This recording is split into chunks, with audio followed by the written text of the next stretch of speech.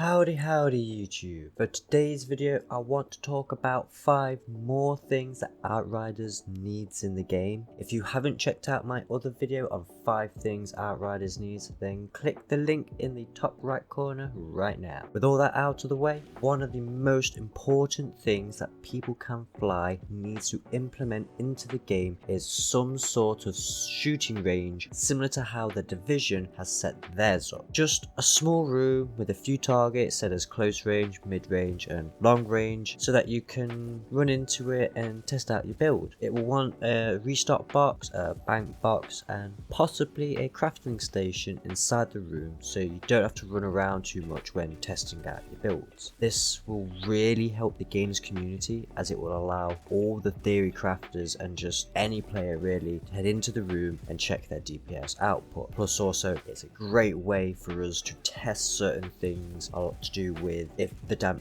damage scaling is working properly, and it will just be great for testing purposes in general. Obviously this won't be able to test tanking or healing builds, but for saying the base game mechanic is generally to kill to regenerate health, pure tanking and pure healing builds do not seem like they would exist in this game, but I may be wrong and someone may prove me wrong in the future. This way you could test all the micromanagement and kind of need when you're going for the top tier content and min-maxing like every possible aspect that you're going for. Having this being brought into the game would be a great addition for both the players and the devs, and they will be able to use the data from the testing range to be able to balance the game even better. For say they see the same build being made over and over and over again running into the testing room, they could be like, oh, this is a meta build, let's maybe balance this out to how other builds are running and see if we can get some more variety back into the game. Hey, how about that? As well as make a lot of community and player base happy by giving us some great quality of life features to use this early that will help people understand the game and its mechanics better. And again, I can't stress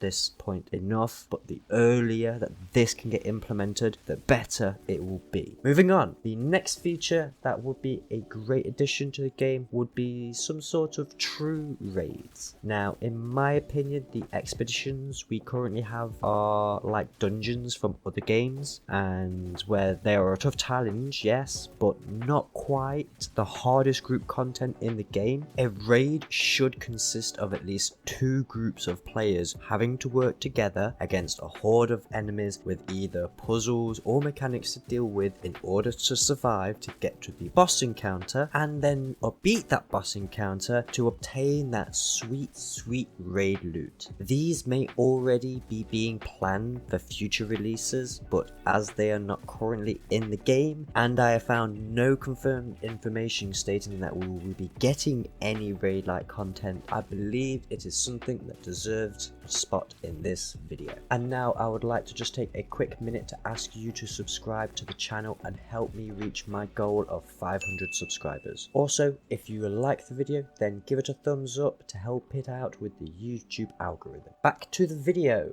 Outriders is a looter shooter, so loot is a pinnacle aspect of this game. It also has a very heavy inspiration from RPG games and uses some elements from them like class trees and build designs. With that being said, there is no trade function. Now I understand the downside to trading, but let's just forget about that for a second and think of the ways that we could have a good and fun trading system in the game. Again, taking inspiration from the Division, but also from Diablo 3, if the trading system locks the loot that gets dropped to only be traded to members of your party that were there when you acquired it, then I believe that this could be a great system for the game. Yes, this system can still be abused, but not as heavily as most other trading systems in games. This would lift a bit of pressure of having to get that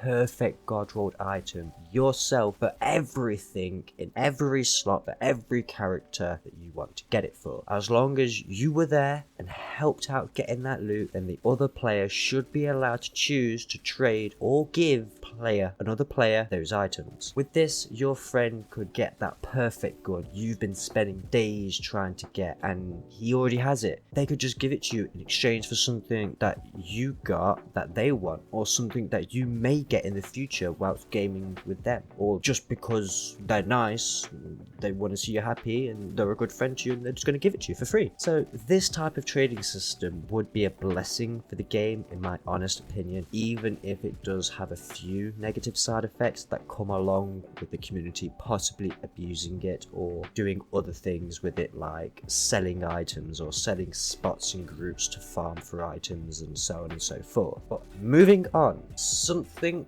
they need to do, in my opinion, is fix the fact that the grass and dead bodies and other things can block your bullets from hitting what you're aiming at. This is especially annoying in the expeditions, in the end game, where you have a lot of peripho, or what I like to just call pero enemies, and the smallest ones can just use the grass and stuff around you to completely block all your bullets, get in your face, and then end up killing you. Also, when you have killed an enemy that's been affected by certain statuses, its body remains for a long period of time, and I mean long, and this will also block your bullets from traveling through them. Depending on your build and how you have set up your character, this may not affect you for certain builds, but for certain builds you need to be able to hit as many weak spots on the enemies to get those constant critical hits to maximize the effectiveness of your build.